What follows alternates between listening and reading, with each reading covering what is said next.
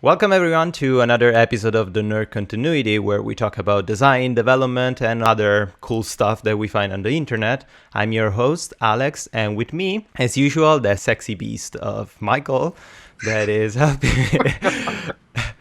Hey, you're sexy. Shut up. So today is gonna be a slightly different episode because we have another guest, a way more smart and interesting person than the both of us. She's Cecy Correa. Hello, Cecy. Hello. How's it going? It's going great. It's great to be here. Oh, thank you for your time. Of course. Okay, let's jump right into it. Let's not waste time in talking about nonsense. And let's give the word straight to Cecy and let's ask her to please, for who doesn't know you, to present yourself in just a couple of minutes, or if you want even more. Just present yourself. Who are you? What you do? And how's your life going? Sure thing. First of all, my name is Cecy Correa. You can follow me on Twitter. It is at Cecy Correa. That's spelled CecyCorrea. If you want to hear more about things like development, design, or karaoke, or my dogs, I usually Instagram a lot of pictures of my dogs, but who doesn't? Yeah, exactly. Exactly. Oh gosh. Well, there are babies, you know. Yep. So some people have a lot of human babies, and then we have our animal babies. Mm-hmm. So you're both developer and designer. So you're a full stack developer, you're also a designer, so you are both worlds basically. When that happened, usually when a person starts, it's or decided to study development or start designing and then learn a little bit of the other side. How that happened to you? How did you approach coding? And if you started before with design, it was hard, it was easy, it was natural for you, or it was like a long, convoluted process? It's actually an interesting sort of circuitous. How do you pronounce that word? Circuitous. I have no idea. Don't ask me. I don't know. I'm the worst. A little bit of a weird story. I actually went to school for film. I was interested in just traditional media production. So whether that was TV or film or even radio. So my degree is literally radio, TV, film. So a lot of people say when they have a Bachelor of Science degree, they say that it's a BS degree. Well, my BS degree is in radio, TV, film. So Wow. that's a lot of BS. But the reason that I got into web development was because as a media producer, I wanted to just make media, whether that was short films or little animations. I just wanted to create things, and it was, I don't know, early days of the internet-ish, and I guess in the early 2000s. And I wanted my short films to have a place to live on the internet, and this is before YouTube. I was literally uploading QuickTimes to my website. Oh, yeah. And Wow. so It was yeah, a great so I time, right? It was it so was easy. fun. Figuring out how to stream QuickTime video and things like Yeah. that. And then as a result, I also ended up learning Flash, which now it's kind of dead, but Yeah. it was kind of like an entry into creating interactions for the web. Yeah. So that's kind of how it came about. And then in terms of making the trip to actually becoming full stack, I really was honestly kind of afraid of the back end for a long time. I remember someone told me about, over 10 years ago, maybe when Ruby on Rails was really starting to take off and just kind of blowing everybody's minds. Somebody said, you should learn Ruby on Rails. It's really great. And I was like, back end, I don't know. I gotta make things pretty. And then finally, it took me that long to actually want to get into learning it more and more. So I just finished a coding boot camp. And it's not because you can't learn on your own. It's just because for me, Yeah. I needed a framework where I could be disciplined enough to go and do it every day, as opposed to, trying to learn something on my own after work, because that can be really tough. because that's what I'm doing right now, and it can be overwhelming, especially, and I think anybody who begins to approach the back end, it can be really intimidating. I mean, thank God we have like Free Code Camp and lynda.com and some others where we actually have visual aids to help us sometimes and actually show us how to do things and let us kind of do it on our own. But yeah, no, I think boot camps are awesome. Yeah. And some free resources that I found helpful for Rails specifically, because that's what I ended up going with, just because I always loved Ruby. I thought it was a very readable language, so I decided to stick with that and learn that. And some of the resources, like, people do not give Code School enough credit because their videos are actually very thorough. Oh yes, absolutely. And yeah, their examples are very like easy to follow, and their live coding sort of little like challenges are also like really good. So I actually, like, after I finished my coding bootcamp, I went back to do Code School just to kind of, even though I mostly knew the material, I still learned a couple of other things that I didn't know about that you just don't have enough time to cover in a bootcamp. Oh yeah, totally. And the good thing about like online classes or videos that you can watch it over and over again to polish what you learned during the bootcamp, because of course, as you said, like, you don't have maybe enough time to like dig into an argument enough.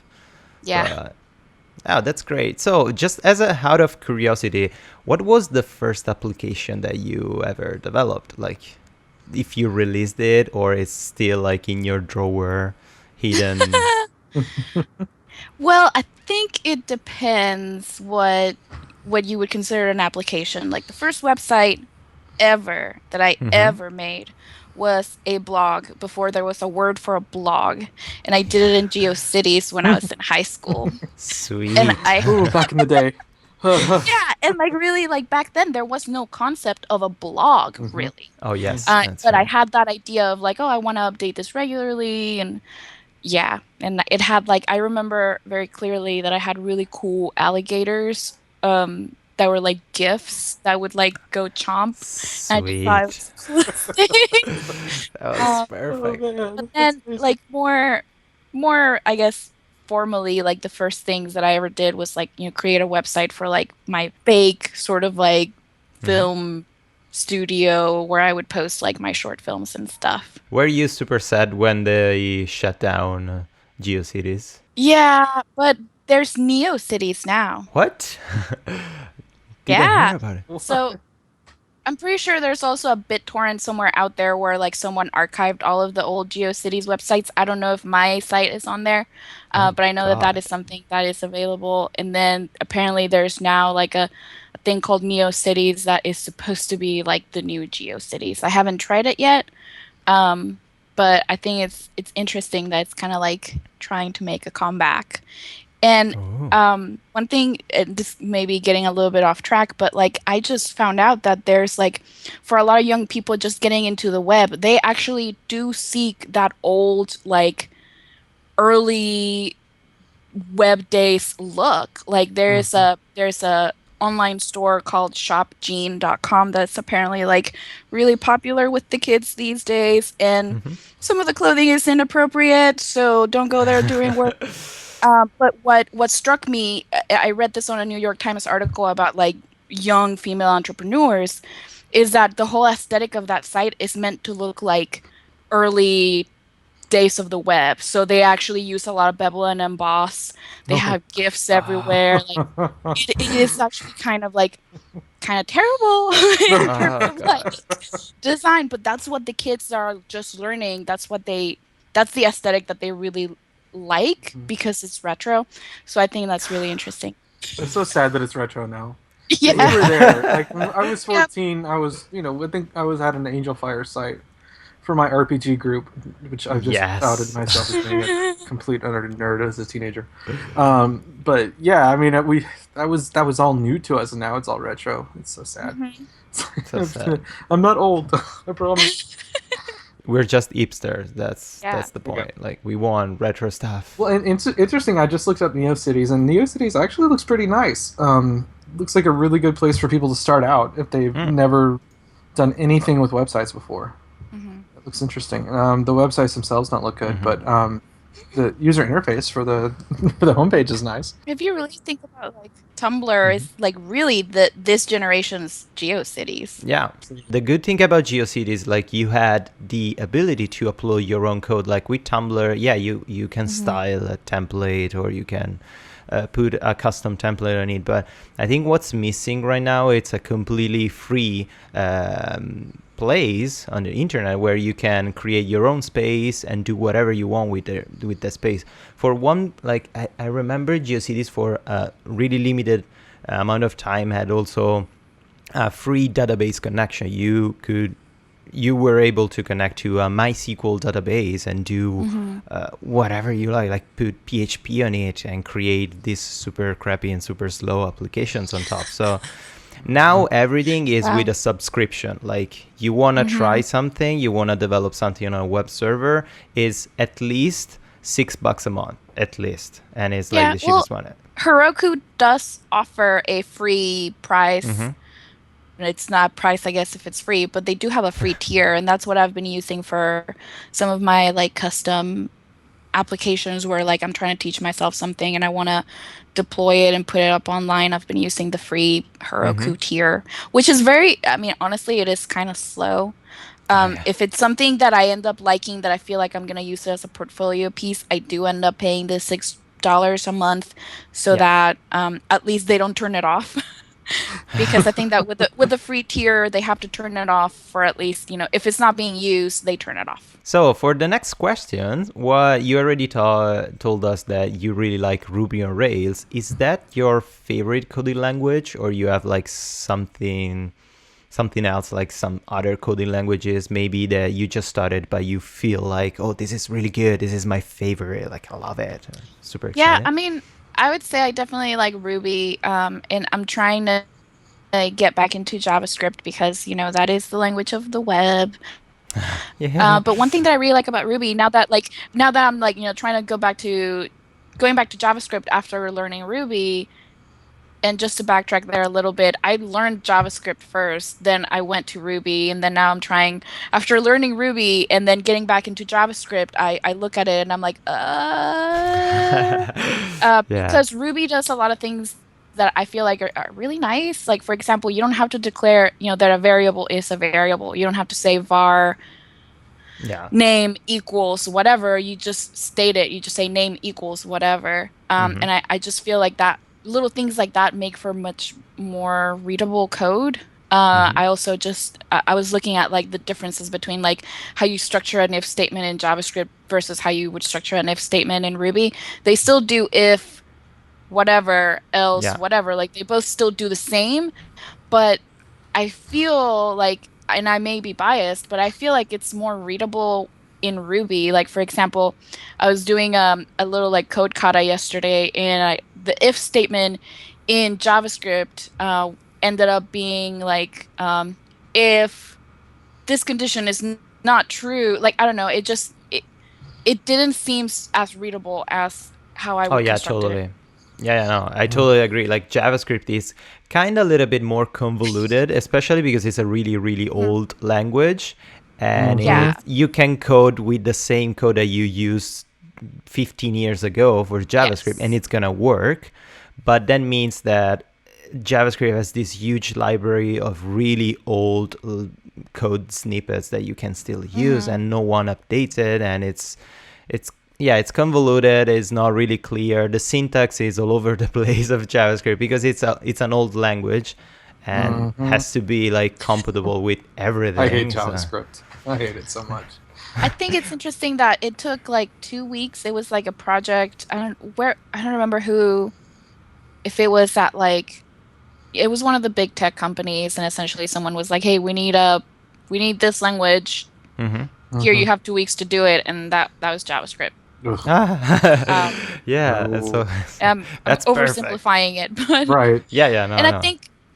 I think it's interesting that everything is in JavaScript now. Like, for example, a lot of my friends who are JavaScript developers, inevitably they get a project where they need to do CSS and they always complain and hate it and kind of just like, oh, I hate CSS.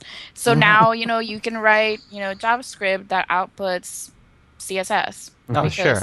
You I can don't want to write manipulate CSS in yeah, Yeah. so JavaScript. like So. you can write JavaScript to output anything so that all you ever have to write is JavaScript.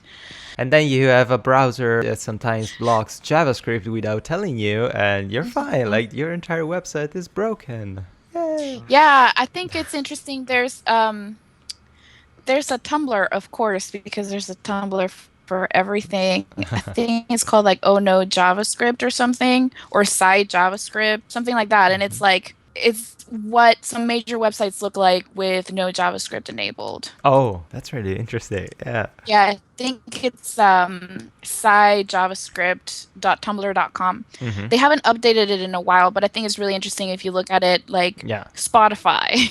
There's nothing on it with no Oh, JavaScript well, enabled. of course. Yeah. And the thing is that because the web, especially like HTML, is really old. Is a really old concept and old structure, and we're still struggling to implement HTML5. But HTML without JavaScript, you cannot do anything asynchronously. So you have to go back in the early stages of the web where you have to refresh to do whatever you need to do without JavaScript. And also all these frameworks like AngularJS, Dart, Polymer are all massive libraries built on top of the logic of JavaScript. So if we still rely on really, really, really old libraries of JavaScript, like progression and evolution is kind of like slow. It's No, I definitely agree. mhm. I think that one of the libraries that I feel is really promising right now, even though it's like really hot right now too, and I hate to buy into the hype cycle, but React, I Oh, think yeah.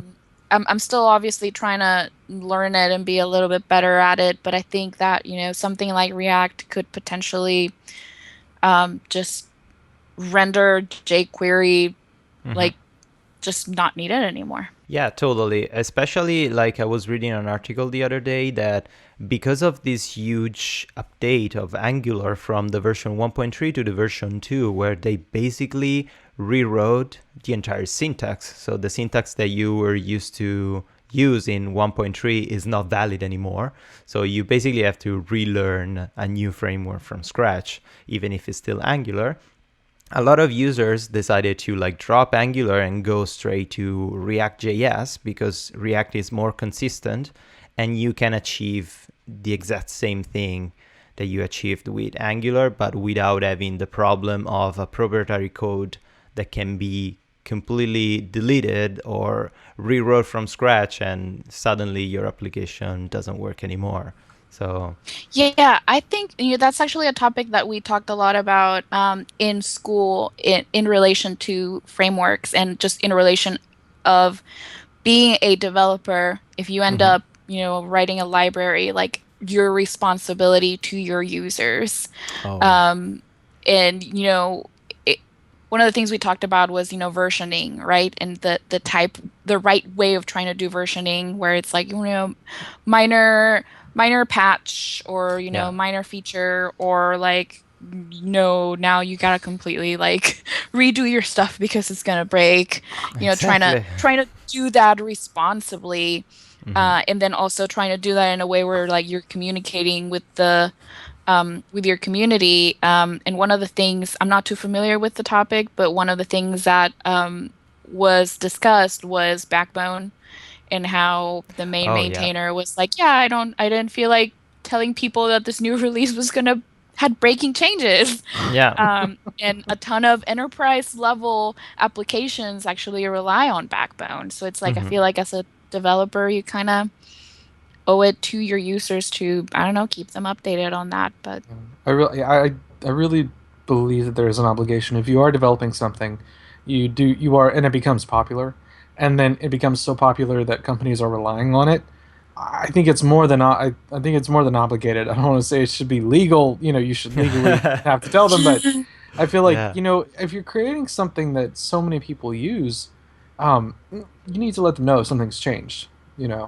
Um, it's like I don't know, because you're kind of I feel like you're kind of gaming the public. You're Oh, kind of yeah. playing them. if you're doing that, because they're gonna. You don't want to anger web developers because they're not going to use your stuff anymore. They're going to find other ways, and eventually someone's going to write something to, that will make your Oh, code and totally. your platform and Yeah. development syntax completely obsolete. So, Especially, like, I think this is really true, especially if your project is open source, like Backbone.js or these other frameworks. If you're open source, it means that you're gaining, like, you earning something thanks to the community and thanks to how many people are using your product. So if you destroy basically your product and you just push away your users, what's left? Like, you're basically like killing your own product. And see what happened with, it's a like really more streamlined example of what happened with Bootstrap when we passed from version 2.7 to version 3. It was completely different. They didn't activate a migration system until like 6 months after the release of version 3. And basically 50% of the web was stuck with Bootstrap 2.7 because no developers wanted to upgrade. It was like, no, it's too complicated. I'm going to leave it like that. So Yeah, sometimes it's easier to stay with an older version of something than to update if there's no clear path to update. yeah, And exactly. that's really sad. yeah. It's really, really sad. So let's talk about something more happy and like funny things. Stop Let's talk talking about about this puppies. sad. Yes. Yeah. Or let's talk about a really interesting argument called Girl Develop It that you know really well. Oh, sure. So I am one of the co-chapter leaders of Girl Develop It for the Austin chapter. Mm-hmm. However, Girl Develop It is a national nonprofit organization that was founded many years ago by a couple of really brilliant ladies who Mm-hmm. just kind of wanted to bring more women into the fold of tech. They felt that we needed more women in tech, so they decided to start Girl Develop It as a way to provide affordable and friendly intro level tech classes for women to have a space where they could go and learn about technology in a way that was not intimidating and in a way that was really nurturing. Yeah. Um, so that's kind of how that started. I've been involved locally here in Austin with Girl Develop It for about 2 years. I typically teach things that are more on the front end. I teach intro to HTML, I teach intro to responsive web design, and sometimes I teach intro to WordPress. But I would say that intro to HTML and CSS is probably my favorite class to teach because it is often the first time that someone is actually coding. And I feel like that can be a really good experience, So you or it can can be manipulate their minds. no, It's the thing. I Yeah. feel like Yeah. if you make that a good experience, they'll want to learn more.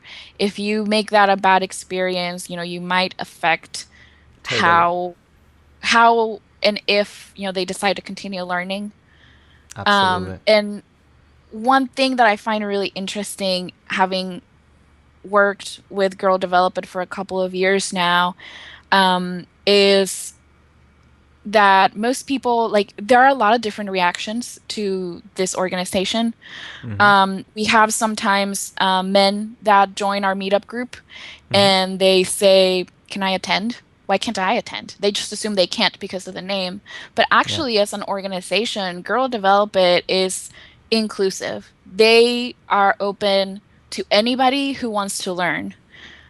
We do have a code of conduct, but the code of conduct is there actually just to support and to protect the students. So really our code of conduct just says, you're not going to harass other students. You're not going to, make other students feel bad for asking Yeah. questions. Like it's there to try to nurture a positive environment. Yeah. So really, as long as people want to be there with a desire to learn and they don't, harass other students and they don't make other students feel bad, like our classes are open to anybody. That's amazing. And in fact, we have a lot of male teachers and male TAs. Mm-hmm. So we try to be a diverse organization. But I think it's interesting that a lot of the reaction sometimes, is men just assume that they can't attend. And certainly there are some other groups where they try to be um, female exclusive. Okay. And I feel like that's not us, but there are other groups that are like that. Mm-hmm. And I feel like there's a place for everything. Oh, I feel sure. like, there are groups where they might want it to be female exclusive because they are trying um, to have a more secure environment. Whereas, there are other places where they want to be inclusive because they feel like, for example, if you create an organization where you're excluding other people, then you're essentially kind of like perpetuating the Yes. problem. So I mean, I feel like there are a Yeah. lot of different ways of looking at it. Um, but for us specifically, we try to be inclusive of a lot of different people. That's great. But I think that people just kind of like assume that we have like some sort of axe to grind or something, and really we're here just to teach people how to code. That's awesome. Yeah, that's really interesting. And so you say it's like a war thing. It's just there's also something in Europe or in other part of the world, like in India or other like developing kind of countries. Um, so I think that right now, Girl Develop It is in the US, Mm-hmm. maybe Canada. Yeah, Um, Canada. Sorry. I think maybe it's just the US right now. Mm-hmm. I think that when you're dealing with a nonprofit and then you get into sort of like international, Yeah. sort of, you know, going to teach in other countries, I think that that would probably require um, the nonprofit to deal with greater sort of like Yes. organizational challenges. So Yes. I don't think that right now we are set up to do that. That doesn't Mm-hmm. mean that it can't happen in the future, but like I don't, that's more of like a national headquarters sort of Yeah. discussion that I don't feel like I can probably speak to. But I mean, I think that there are other organizations that are aimed at empowering women in Mm-hmm. developing Oh, that's countries. great. And because we are in the argument, I'm really interested in this kind of questions, even if I know that maybe are some delicate and someone doesn't want to talk about it. So if you don't feel comfortable to answer, you can totally say I don't want to answer. It's totally fine. But I'm really interested in hearing your opinion about this gender equality issue because unfortunately it's still an issue. We are still like really young and really stupid, especially in the IT world. We don't know what to do with our hands. We have no idea what to do with our brains. And uh, what's the current status? Like, So I don't think that it's a problem that is unique to IT or tech. I think that it is a thing that we experience as a society. yes. Um, so there was an article that I wanted to share about this girl Mm-hmm. in New York City. She was talking about how there's a guy there that kind of hacked Lyft to use it as a dating app. So he'll call what's called a Lyft line, which is kind of like a shared ride, Mm-hmm. where that you share with multiple people. So it's not just you.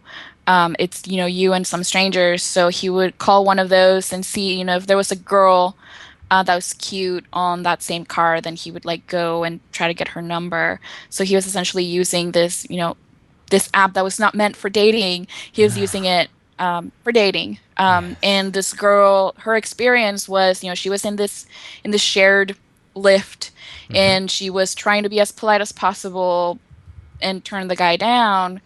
Um, and left. I think the guy asked for her number, and she just, didn't give it to him, and she left. Yeah. And then days later or weeks or months later, she gets in a lift and it's the same guy that gave her a ride, and it turns out he remembered her from that one ride. And then he said, he explained to her how the guy was, using Lyft as a dating app, and how, he thought, surely I thought he was going to get your number. And she was like, well, I guess that like I didn't make my disinterest clear enough. Yeah. Oh my God. And what I think is interesting about that is that I feel like it speaks to differences between men and women, Hmm. where, I think that, women sometimes think that they're being clear, and, maybe not so much. Maybe men just don't, are just not listening in the same way. Like they're Yeah. somehow, we're saying things and we think that we are being understood and we're not. Hmm. And I think that I'm not saying like I don't want to get into the whole idea of like, who's I don't know, who's right, who's wrong, etc. Go I for think it. I Go do for think it. that behavior, I think that behavior from the guy's part is creepy. It's really, really Um, It's creepy and really, predatory. It's it, and it's it's it's wrong. actually properly classified as predatory behavior Yeah, exactly. yeah, yeah. psychologically. And I feel like that's the type of stuff that as a woman you have to deal with every day. Yeah. And sometimes you develop a thick skin for it. Hmm. Sometimes you don't. And in my experience and in the experience of a lot of my friends who are developers, sometimes you go to a tech meetup because you want to further your knowledge and Yeah. you're having a conversation with a dude who's also a developer. And, it's happened to some of my girlfriends that the guy says, "Oh, I really want to talk to you about code. Give me your number." And she's like, "Sure, let's go have coffee and I'll talk to you about my code." And then, the guy later on, like, sends a text saying, like, "Hey, are you out tonight? Do you want to go grab a drink?" And she's like, I have a boyfriend. Hmm. Never said I was interested in you in that way. I Yeah. just want to talk about code." This happens all too often. One of my other friends who is in tech, she's like an executive level person working at a startup. She's incredibly smart. She just said something the other day about how like someone was like, "Oh, wow, you're really smart. Are you an actress?" What? Is that a real Because if you question? Is that serious? Wow. because if you're a woman and you know about technology and you're talking about it intelligently, you must be an actress. What the hell? So No, come on. Oh, Jesus Christ. That's and yeah. I Wow.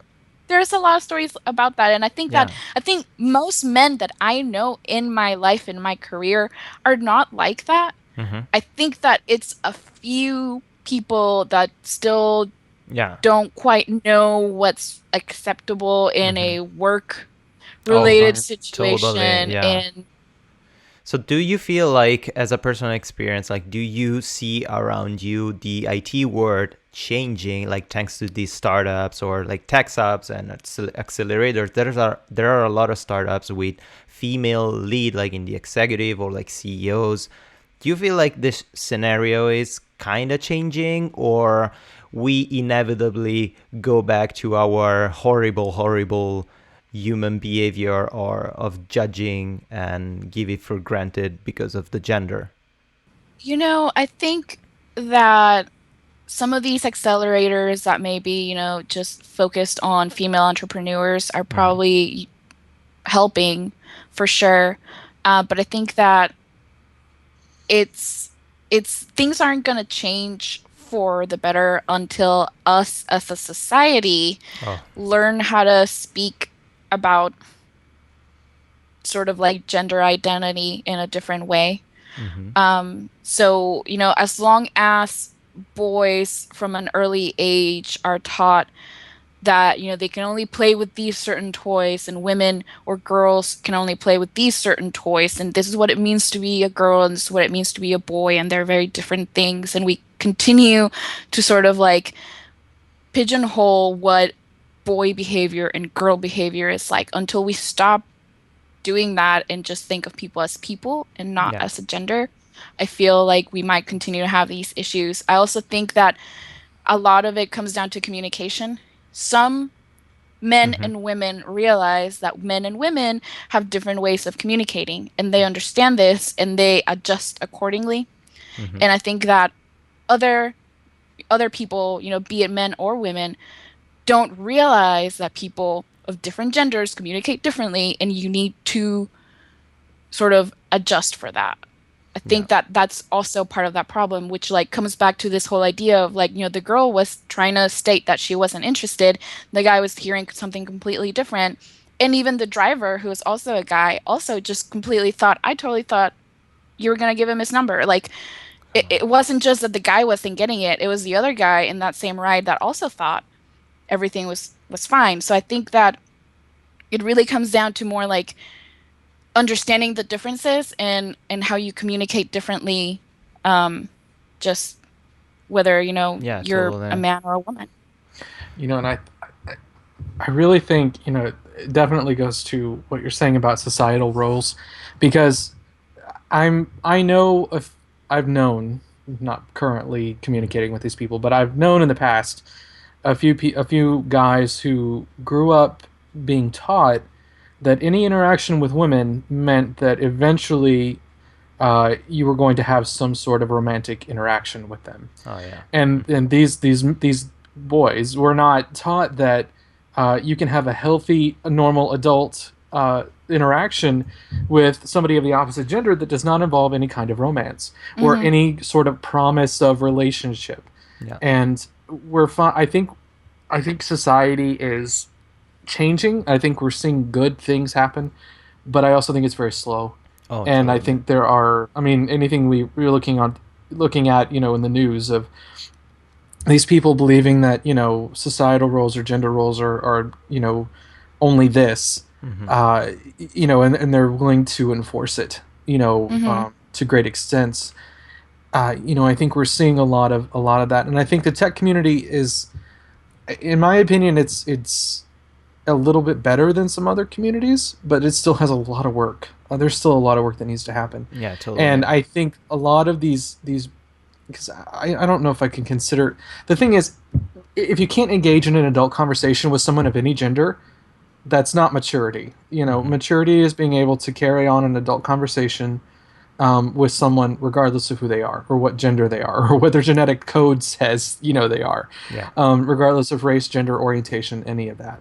An adult can do that, but people who still have this kind of juvenile high school Mm-hmm. mind Mm-hmm. that I think a lot of people don't grow out of, is the command and conquer type of mentality, which is predatory Yeah, and Yeah. it's absolutely. dangerous. And I totally agree what you said, Cecy, about like it's something that you see in the IT word, but it's a much wider problem. Like it's just Mm-hmm. Mm-hmm. society. That's how it is. That's how we used to be, and we're trying to change and we're trying to evolve. But probably it's more like evident in the IT because it's a more public word. Like it's easier to maybe Mm-hmm. find these stories and some reports like they get public, so it's probably there's this more hype and it's And easier. people who work in tech tend to be, very active on their blogs, or maybe they're Mm-hmm. very Exactly. active on Twitter, or maybe they go out Exactly. and speak. So Yeah. like, yeah, I mean, I think that we are a vocal bunch Mm-hmm. in Yes, Yes. tech. totally. And that's I good. think that That's this really probably, good. yeah.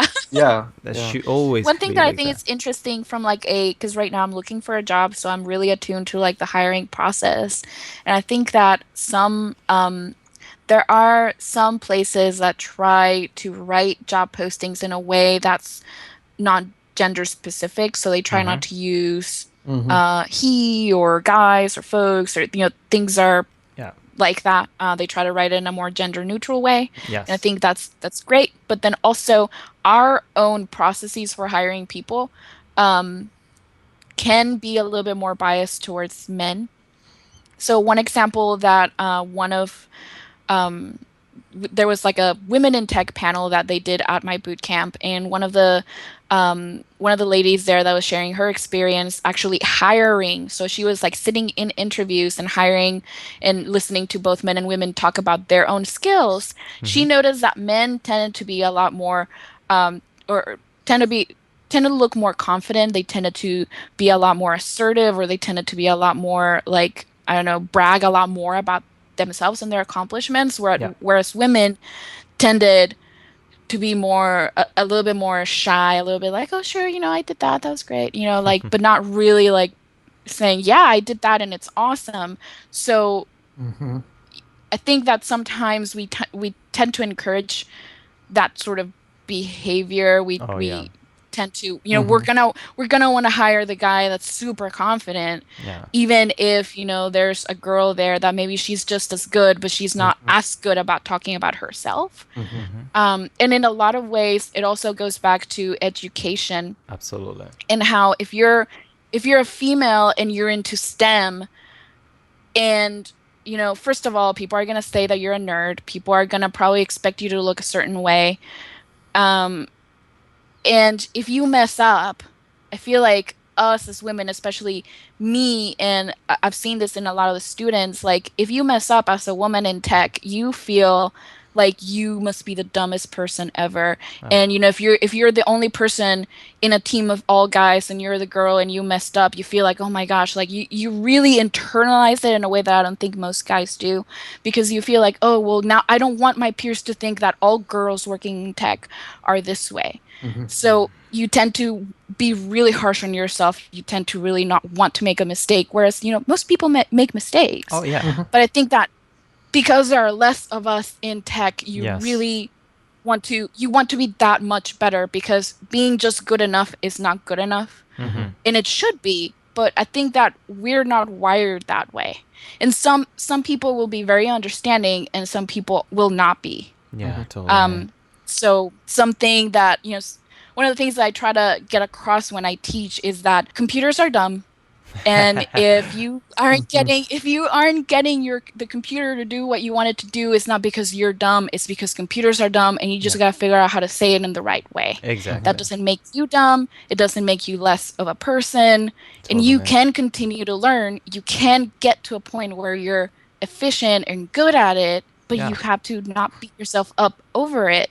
Because I think that a lot of women quit early on when they start hitting those Yeah, sure. roadblocks because they're never told that they can continue to problem solve. Hmm. Yeah, the thing that I noticed, like, not in my office, but I come from Italy, and Italy is like really, really behind with respect to the rest of the world in this IT field.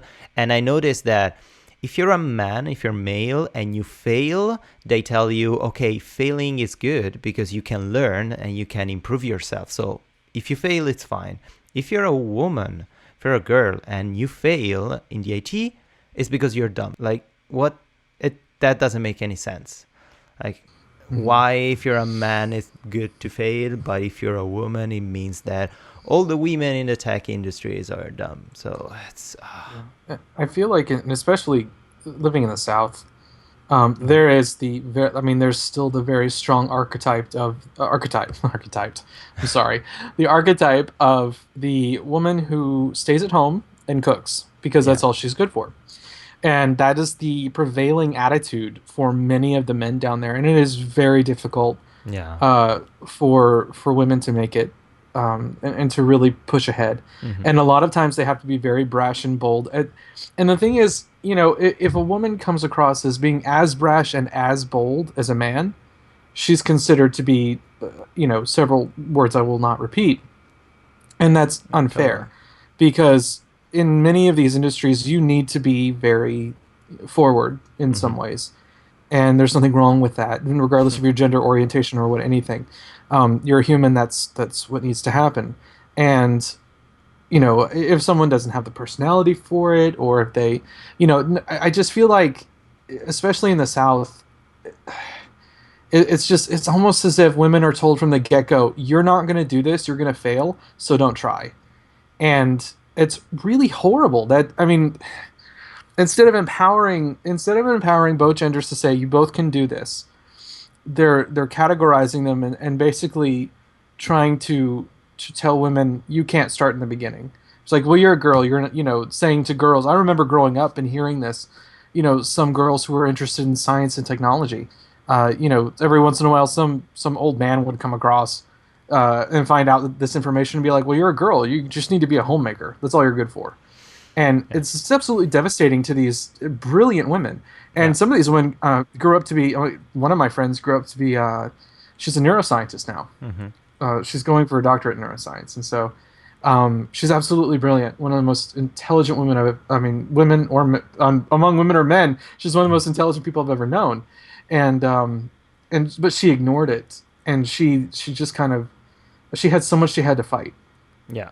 and I felt like that was completely unfair. And Because it in thinking about this, I don't know if it's appropriate to talk about it, but I found myself really thinking a lot about like Black Widow Hmm. and the Avengers, oh gosh, and yeah. how Totally. a lot of people really criticize the character for not being feminist enough. Oh, sure. Yeah. And what does that even mean? Yeah. Like a lot of people were mad at Joss Whedon for making, Black Widow like, fall in love with the Hulk Yeah. and want to have a family and like, oh, that's not feminist enough. And like these are things that most everybody in life, Yeah. Mm-hmm. whether they're male or female, want to find a partner and, Mm-hmm. have some kind of family. So Mm-hmm. why Sure. when Black Widow wants to do it, all of a sudden it's not right of her. And even though she's a superhero, I feel like she's a superhero. She can do whatever she wants. Yeah, Mhm. exactly.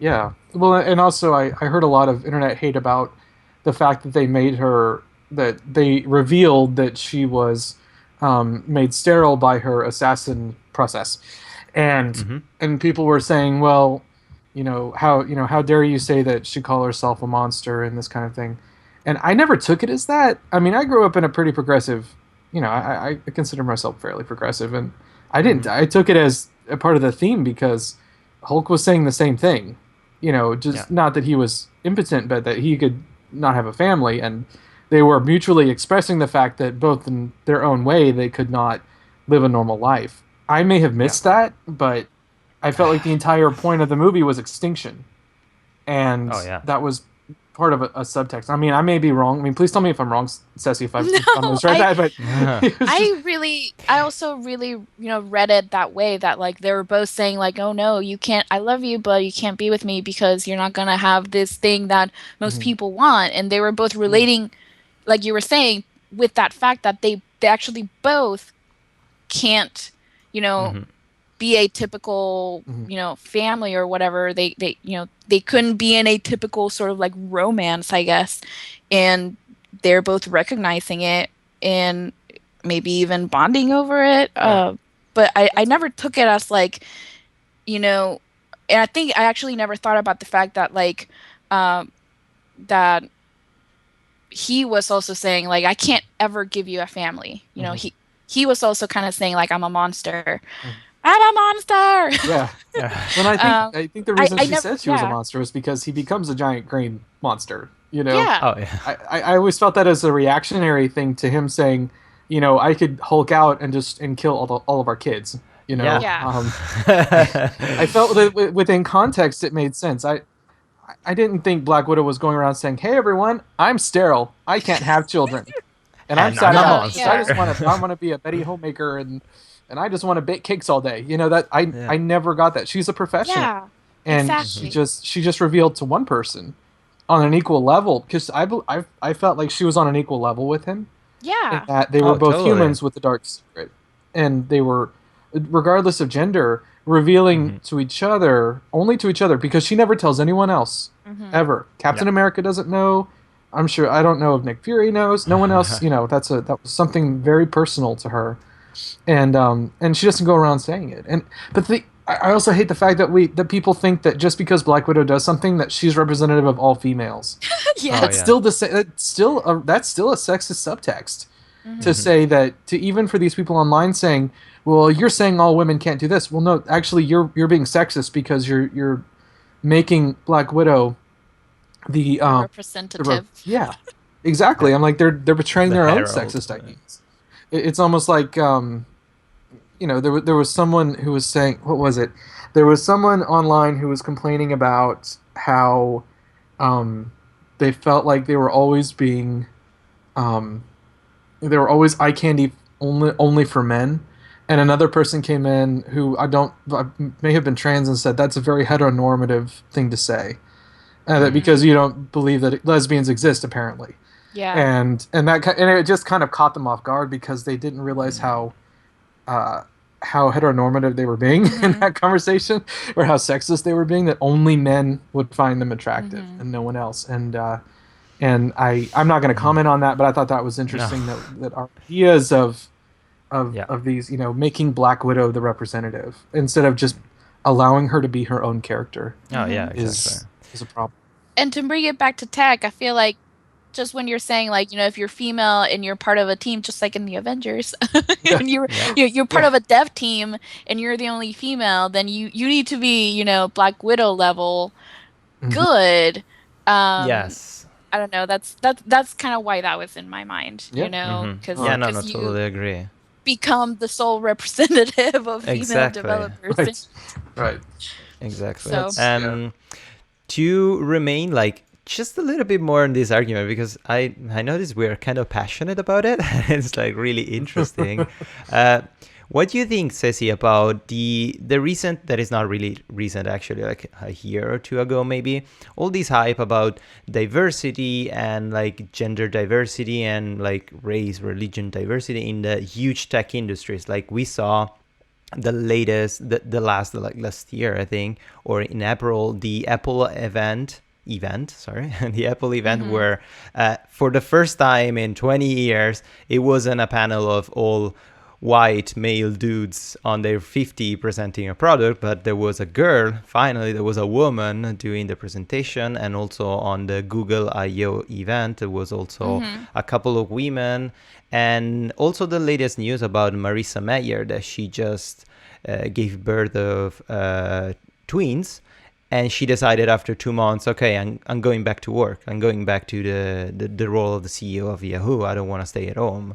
And everyone was kind of like, that's what's in her mind? What's happening? Like, what do you think about all this hype and all this thing that's happening in tech I giants? think it's interesting when a company is like, look at how diverse we are. And it's Exactly. like, okay, well, are you really being diverse or are you just It's like they think. hiring? Do you have these policies so you can say you're diverse? Or Exactly. do you They're just have these pretending. policies because you believe? Yeah, exactly. So I think that's interesting. It's like, oh, okay, well, maybe saying that they are diverse will encourage other companies to also, try to create diverse teams. Hmm. Um, but then I feel like, I don't know, like how much of that is, paying lip service to your own company, and Yeah. who I, I knows? always feel like it's that person that we know, not necessarily a friend, but the person we know, the white person who constantly reminds us how many friends they have of like non-white Yeah. races, Oh like Uh-huh. yeah. because I mean, obviously, you know that they're looking at race first and not the people, and Yeah. because no Yes. one, I mean, no one in their right mind is gonna sit there and tell you I have X number of the friends from this race, because we just don't think of it like that. That's they're a person Yeah. first, and Exactly. Yes. it's like back in the '90s, people saying that they had that quote one gay friend, and instead Oh of realizing yes. that just sexuality is just a part of someone, and a No, lot of no. times you just don't ask those questions anymore. So it doesn't even matter what their orientation is, especially in business. But it's like that one person who's always like trying too hard to be Yeah. like guys, look how good I am, look how good of a human I Yeah. am. Yeah, and I honestly had this conversation at my last job when I looked around. We were a small company, but I looked Hmm. around and I noticed that like all of the females in this company, and myself included at that time, because at that time I was doing business development, I wasn't doing actual production Hmm. development work. So I was essentially doing, like marketing, client relations, things like that. So not actually doing programming. So I Hmm. looked around the company that I worked for, and I realized that all of the women were in traditionally female roles. I was doing marketing, biz dev. We had a female project manager. We had a female in operations. We had a female designer. We had a female, another person doing operations. So all of the Hmm. women in the company were in traditionally female roles and were not engineers or doing development, programming. So I talked to the director of technology at the time, and I was like, huh, I just realized that, most everybody in our team right now, they're all Yeah. dudes and they're all white dudes. And I mean, he was like, I felt like his response was fair. He was saying like he hadn't noticed that. He was like, oh, I haven't noticed that. And he's like, I don't, he doesn't try to go and look for, race or gender. He just, hired the people that he hired because he thought they were the best. Oh yes. So I think it's interesting that sometimes you can say like, oh yeah, I have a very diverse team. That's great. But, was it because you hired the best? are you hiring people, or are you hiring people like you thinking that they are the best? Yes. Or are you Hmm. hiring, you know what I mean? It gets into I think it's just really complicated to I It's agree. like totally complicated. build Like, a team and build a team yeah. that is good and diverse. Yeah. Mm-hmm. Well, and I think I worked in some places and where most of the time race is not a factor. They just try to hire the best. But it also depends on where you look. If you look for, if you look with either like hiring, what's it called, placement agencies, employment Mm-hmm. agencies, or staffing agencies, you can kind of tell, if they're going to just present you with a certain like type of person, or if they really look for the best person regardless of race, gender, orientation. Yeah. And you can tell, and it just depends, and it's possible that it just happened that way, Mm-hmm. because sometimes I think any of us dealing with companies, I mean, sometimes you just have to respond to whoever sends you that email, Exactly. and So, I mean, in if you really think about it, you know, if the majority of developers out there, at least in the US, are male, then Mhm. that's probably why your team is mostly Right. male. Yeah, So, exactly. and same thing for minorities. If the majority of developers out there are non-minority males, then that's the applications that you're going to get. Hmm. So Exactly. that's why I think it's interesting that, you know, some companies will, you know, talk about how diverse their teams are, where Mm-hmm. it's like, well, you know, if you really want to help, then you may want to say that you are sponsored, that you have a scholarship for STEM for Mm-hmm. minorities and women. You know, Yes. things like that, like encourage more minorities and women to pursue a career in tech early on, as opposed to just saying right now that, oh, look at my team and how Hmm. diverse it is. It's like in that episode of Archer, it was in Mm-hmm. season one, where they're like, I don't know if y'all watch Archer, but Hmm. it was like one of their field agents was killed, so then they're like, oh, we need to find a diversity hire. And then Oh yeah. they hire Conway Stern. Yes. Oh my uh, gosh. I remember And that episode. yeah, he was Jewish and he was Yeah. African American, so they were like, "Oh yeah, we get two for one." Yeah. it's God. everything together. And That if was you're gay, horrible. it's Yeah. even better. Like, oh my Yeah. god. Yeah. Wasn't there a line like that? It was like, yeah. Um. Oh gosh. Yeah. The Archer. Oh man. I Yep. love that. Love that. But, I mean, it's funny because they really tend to point out stuff that people are kind of doing without actually saying it, because it would be inappropriate Oh to say. yes. But they're like, oh no, we're gonna hang a lantern on this. We're gonna make an episode about Yeah. this. Yeah. But I think it's interesting about like going back to the idea of like Marissa Meyer just had twins and she's gonna go back to Yeah. work. Like, I mean, I'm sure she can afford proper daycare.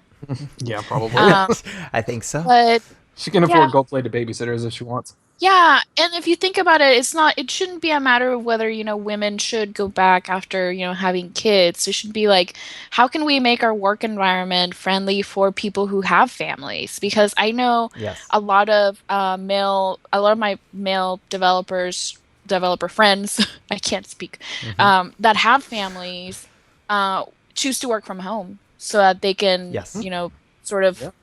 look after their family, look after their kids, you know, maybe while their partner is, you know, away at the office. So like finding those jobs where people want to work with you and, you know, maybe they let Mm-hmm. you work from home so you can take care of your family. Like I think that should be Totally. the issue. Like, you know, how can we provide a work environment that's going to make it easier for our employees to take good care of their family as opposed to, you know, Yes. whether it's male or Yeah. female. When I think a lot of, Mm-hmm. with developers, I think we kind of are in a sweet spot because we can work from home, Hmm. with a lot of applications, with a lot of online Mm-hmm. stuff. The internet makes it so much easier for us to live as developers, because if we, I currently work at a job where they tell us, if you need to work from home, then work from home.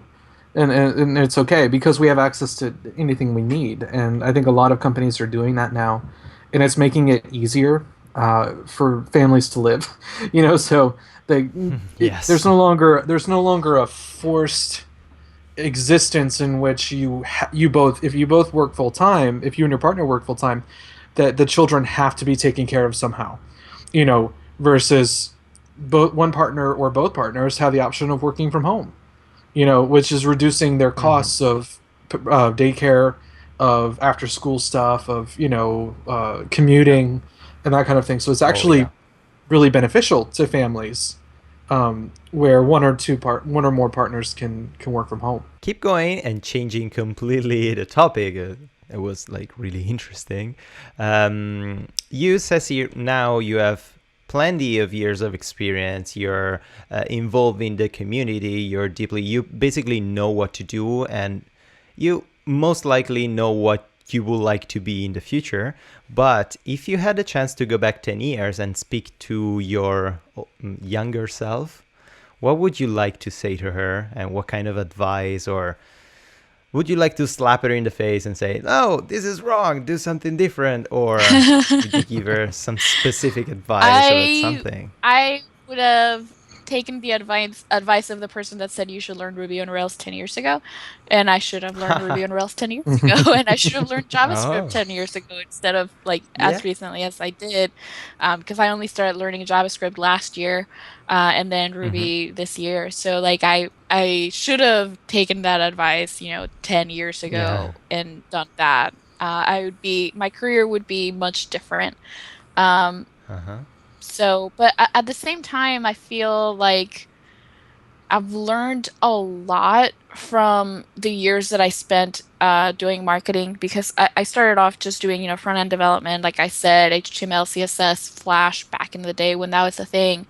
And because I was good at computers and social media was this new thing, it kind of fell on my lap, this social media thing.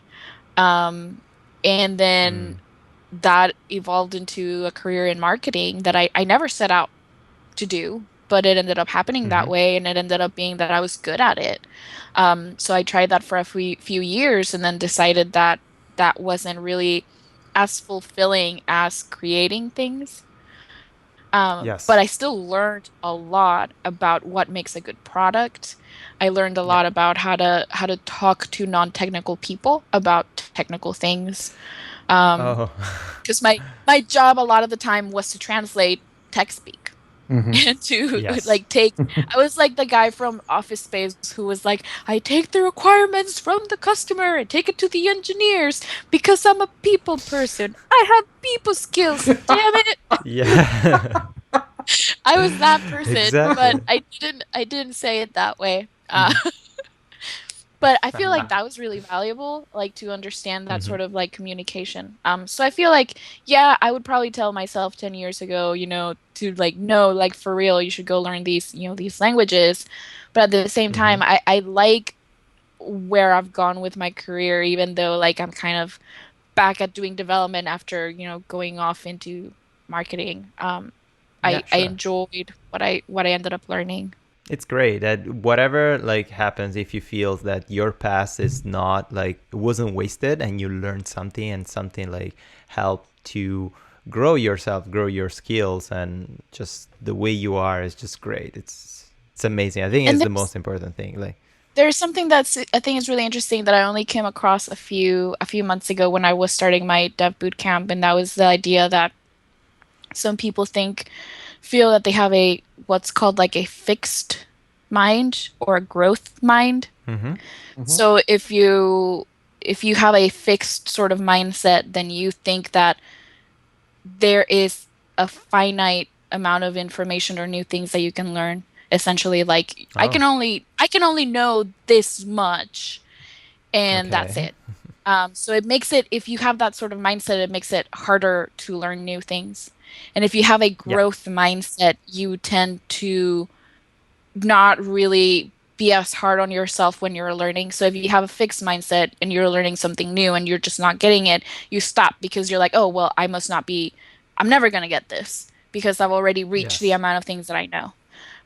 Whereas people that have a growth mindset will just continue to learn and they'll, truck through it and get to a point where they're good at this thing. So that's something that I would definitely maybe tell myself 10 years ago that, like, no, you Um, can have a growth mindset and you can learn yeah. more than what you think you can, because that's probably one of the reasons why I didn't end up going straight away to pick up, a back end language or Yeah. something. And I think this is a great advice also that connects to the next question. That is, what kind of advice would you like to give to a beginner developer? Yeah, that, computers are dumb, like I said. So if it's not doing what you want it to do, it's just, you just gotta find the exact way to communicate with it. Because if computers were smart, you wouldn't get errors, right? They would just know what you're talking about. And you don't want computers to be smart anyway, because then we get Skynet and AI. So it's Terminator. okay if computers are dumb. And this is actually really funny because when during class whenever we would encounter errors, and we did a little bit of like, test-driven development where like, you write a test and it fails and then you make a pass. So it's kind of like based on your code failing, right? So Yeah. we were talking about like, okay, well, computers are dumb. That's why you got to do it this way. So one of my classmates was like, I am really not worried about robots or computers taking over the world because they're dumb. And I don't know, that's oversimplifying it a little bit, but like, yeah, I would just say like, it's not you, it's the computer, or maybe it's the faults in the language, like when you're talking about Yeah. JavaScript, sometimes JavaScript is like, yeah, I'm okay with this code, and sometimes JavaScript is like, I'm not okay with this, and it's like Yeah. it can be too lenient in some way, so then people develop bad habits, and then later on that comes back and bites them in the behind. So it's like it's a process, and it's okay to fail, and Yes. it's okay to get errors, and you just gotta keep going. That's a great advice. Yeah. Can you go back 10 years in time and give me the advice to myself, please? Yeah, me like, too. I really need to. Damn it. Okay. Become a time traveler and help us all out. Yep. So now we're going to have like a couple of fast questions, and then we're going to go into discussing a couple of questions from users, because of course we have users that listens to our podcast and they want to ask stuff. And you are going to answer for us because we're lazy. Okay. So great host. So the first question is, describe yourself in 3 words. Oh man. Dun, dun, dun, dun. I don't know. I'd say I don't know. Yeah, 3 words. I don't know. Yeah, that's 3 words. When I was asked this question, I was just like, guy who codes. I had nothing. A guy who codes. Guy who codes. I was gonna say I love puppies, but There you go. I don't know. It's just It good. doesn't have to be a sentence. Like, can be like eclectic, creative, and fun. Like they can be these 3 completely detached and separated words. They can be adjectives. I can answer it. Super, awesome, cool. Okay, perfect. I take it as a good answer. And the other question is, which music album, book, and TV show cannot be outside of your personal collection? TV show would be Futurama. Yes. I watch it Ooh. all the time, pretty much like every night. I've probably rewatched the whole series so many times. That's great. I tend to stick to like the first half, not the like, beyond the movies. And that's not because they're bad, but that's just because like, I don't know, when I really fell in love with the show, it was like all those early seasons. So like, man, I find myself quoting that all the time. Music, I would say Washed Out. It's just, I listen to it all the time. I find that it's really great if you're just driving and you want to chill, or if you're coding, it's also great music for that. So I couldn't imagine not having Washed Out. Didn't Washed Out create the Portlandia theme? Yes. Okay, I love those guys, man. I love them so much. It's kind of sad that they're known for that song, but they have really good songs. And one little bit of trivia is that Portlandia song is actually quoting another song from the 80s that's like completely different. Really? Yeah, I can send it to you because it sounds completely different. Their take on it is much better. Oh, I love it. Yeah. If you have a Spotify link, we can put it in the description, so also other users. Yeah, You can Watchdot listen has to a it. Spotify. That's how I found them. Yeah. From Portlandia. Yeah. And what about a book? That's a hard question. Harder than the 3 words? I don't know. There's so many that I Oh yeah, love. totally. Yeah. Well, Um, developers read so much. What's been the most influential book on you? That to your career, let's say. Anything that stands my out? career. There's a book called Design Yourself by a designer called Kareem Rashad. Um, Okay.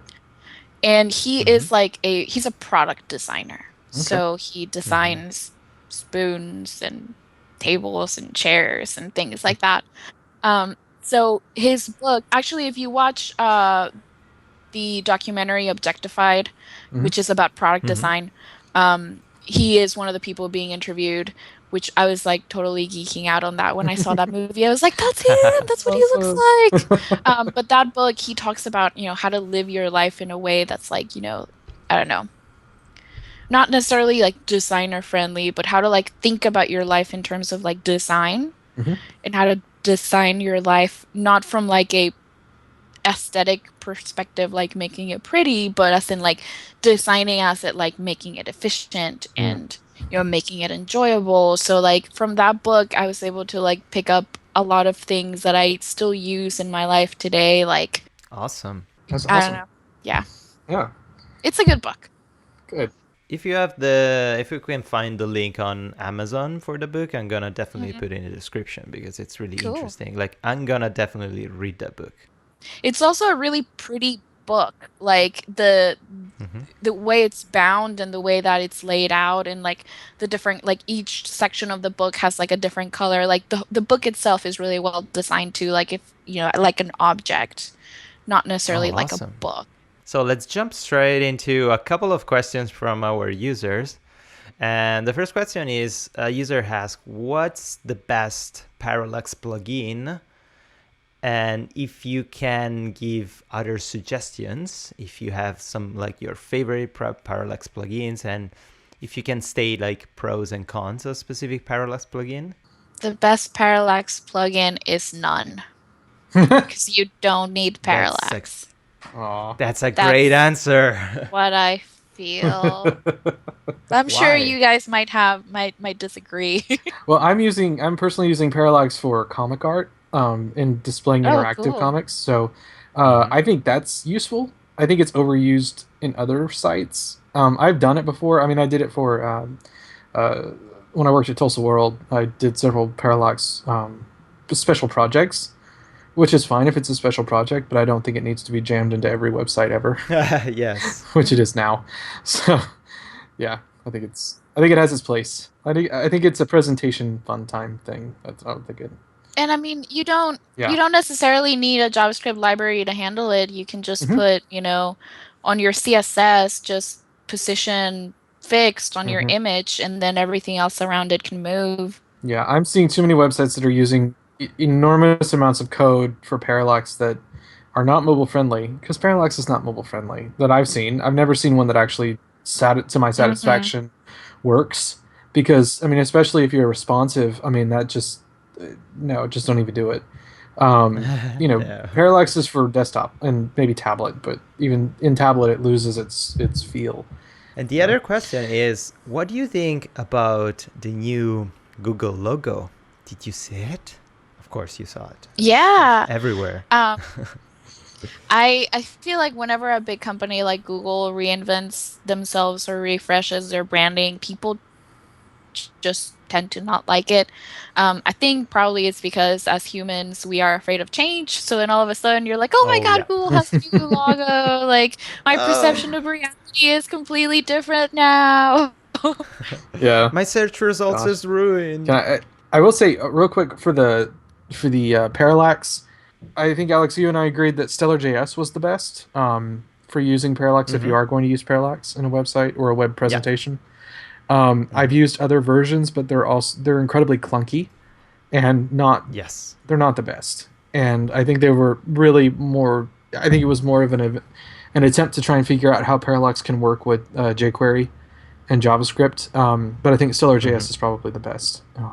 The interesting thing about Stellar.js is that it's completely based on plain JavaScript, because jQuery is super, super heavy. Like, it's a massive, heavy library that is like 10 times heavier than regular JavaScript. So Stellar.js is really fast and it's really lightweight because it's built on vanilla JavaScript, that it's super plain, super basic. So So I mean, to answer that user, if they want to use Parallax, to go for Stellar.js. But man, do your research. Be careful. Oh, totally. Because you can load down a browser and kill it. I mean, you Yeah. could. If you're doing it for a personal project, that's fine. But if you don't promise a client that it's going to be, sunshine and rainbows, if you use Parallax, let them know what's going to happen to their website. And especially don't trust our advice. So And don't tell them that it's going to load quickly if you use Parallax. yeah. It's like, it's going to be just a few milliseconds. It's like, no, it will not. It will not be that long. It will not be that short, though. That's why I like having conversations about, like, okay, what's important for you? Is it important that the site loads fast, or is it important that you have this cool animation? And then they'll be like, no, the animation's really gonna make it. Okay, fine, we'll use that. And then if they're like, oh no, I really want it to load fast, and you're like, okay, well, maybe you deprioritize this other feature. So yeah, totally agree. Well, can we actually talk about Twitter real quick? Just something we started talking about. Cecy, we started following each other, I think, mutually back in 2009. It's been a long time. You're one of my oldest Twitter followers, following people. Same. And it was like that beautiful little golden age in the beginning of Twitter when all of the developers found each other, like found you and Anthony Horton and Sarah Winham and just all of these like really wonderful developers that we've all been following each other for a while. And there are too many to name, but I mean they're all, if you're listening to this and we've been following each other since Andy Sowards, if we've been following each other since '09, then shout out to you guys.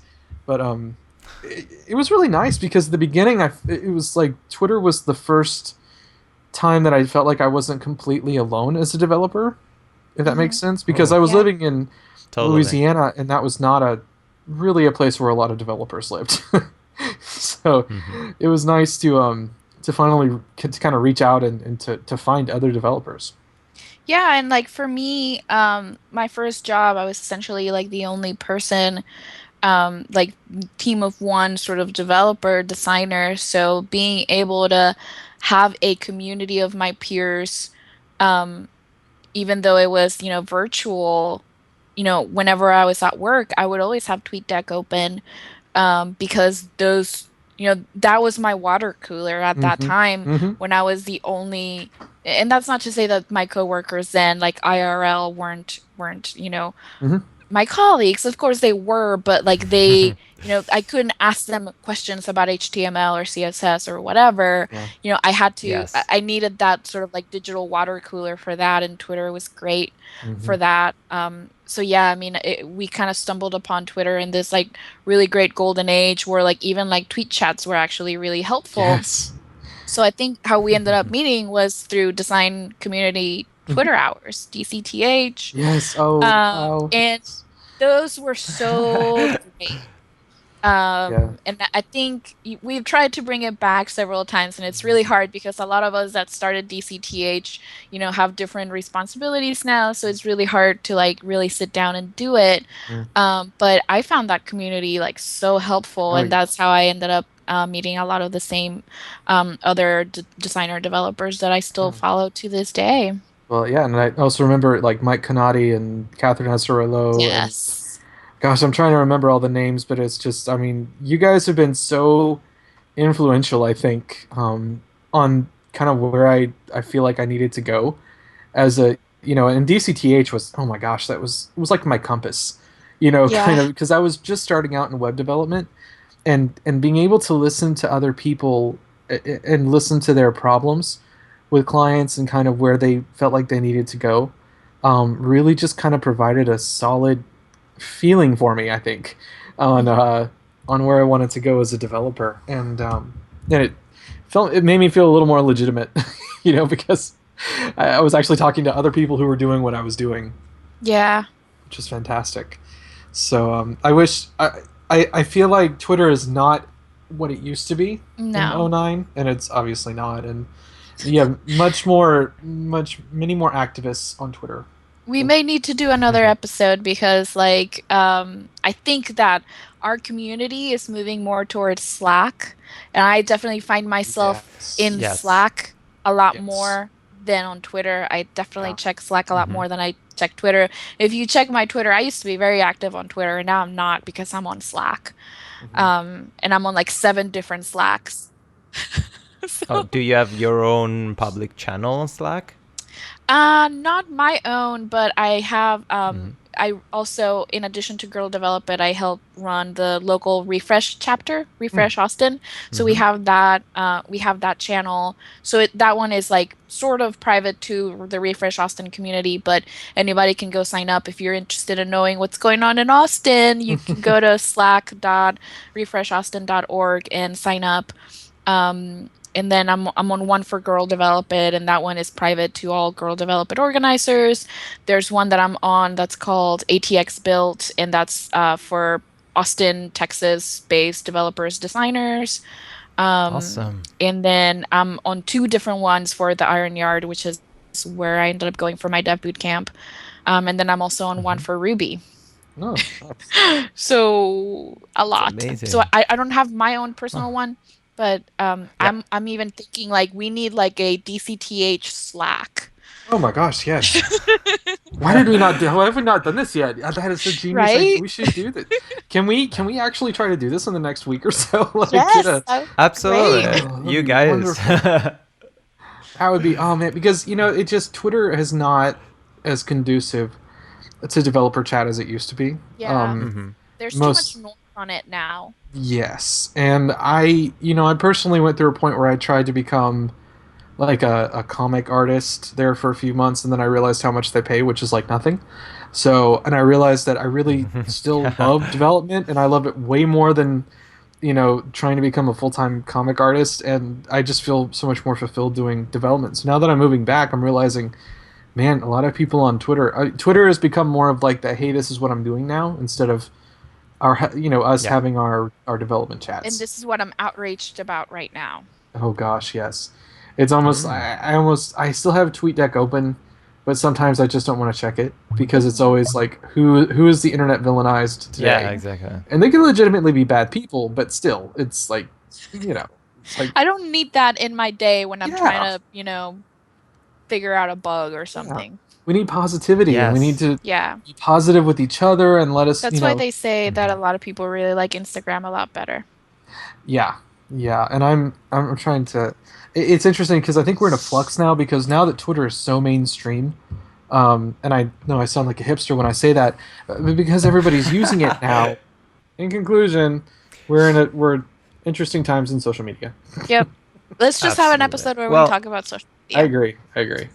totally. All right. And you're totally welcome to come back in the nerd continuity, and we can be Yes. all just a huge bunch of nerds that talk about nerdy Yes. stuff. It's going to be so awesome. Yay. Yeah. Totally. Well, thank you again for your Absolutely. time. I hope you had a good time here with us. Totally. So much fun. Yep. Yeah. All I finally right. got to hear you, like hear Yay. your voice. That's so cool. Yeah. Well, thank you everyone, and see you next time. Bye bye.